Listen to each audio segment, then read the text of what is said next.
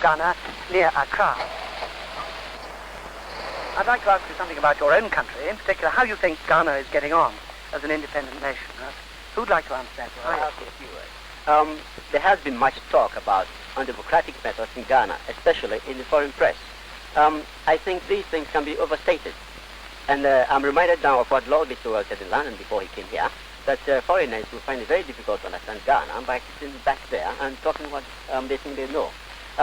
You think Dr. Nkrumah is doing a good job, do you? Well, yes, on the face of it. And I think we have to be optimistic rather than discourage the government and wait for time to decide. What do you think about that? Well, though the government has done something good, I don't agree with my friend Goody when he says that people don't understand Ghana. Even people in Ghana don't understand certain things that the government is doing.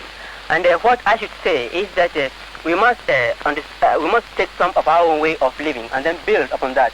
And even that, I say, is much more democratic than some of the democracies that we read of and hear of in other countries. Well, thank you. Now, who else would like to say something about it? My friend who has just spoken says that the government is using undemocratic methods and that it has not been adopting the traditional methods of doing things here. I really don't know exactly what he has in mind when he says that the government is not following the traditions of this country. Perhaps he means deportations. Deportations, well, but I don't know exactly what he has to say about deportations. Well, we have not yet been made aware of the circumstances leading to the deportation of certain men in this country. The government has said that it has good reasons, but the government is not bound to give reasons. Why not? It is not bound to give reasons. Oh, simply because it's stated in the bill that under any circumstance when a person is deported, no reasons are.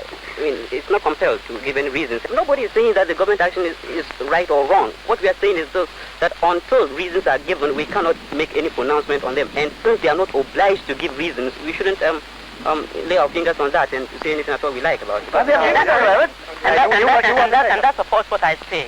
In that if you don't have people being deported with reasons, then the people don't have confidence in what is going to happen tomorrow, because they may be deported at any time without any reason. Well, now, does anyone hold a brief for Dr. Nkrumah's government on the question of Mr. Shawcross not being allowed to come in? You do, yes? I must say that I was not in Ghana when Mr. Shawcross was banned from re-entry into Ghana. Where were you? I was in Nigeria attending the International Students Conference. But I have this to say, that from press reports and from reports of people who were in court, I understand Mr. Shawcross put up an appearance in court which was more political than legal. Isn't that for the judge to decide whether he's being more political than legal in court? It was for the judge to decide, but when the judges were not doing anything and there was there was going to be instability in the country, I think the government had the right to step in to prevent anything more unpleasant happening. You support Dr. Well, I support the government on this matter too. Though, as I've already stated, I wasn't quite in favor with this deportation. I think Mr. Shawcross was rather too hard on the government. And in just the same way as Mr. Shawcross had the right to defend these people as a lawyer, I think that he went outside the confines in defending these people. For example, nobody would go to England, I mean, from any of these independent territories or from the colonial territories, to speak violently against the government of the day.